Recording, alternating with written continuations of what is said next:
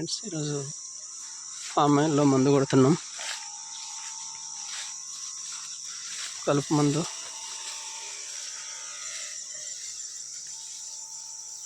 మందులో వేయడానికి మస్తు ఇబ్బంది అవుతుంది. ఎన్నిసార్లు మందు కొట్టినా కానీ వస్తూనే ఉంటుంది. మందు కొట్టేసి ఫెర్టిలైజర్ వేయాలి.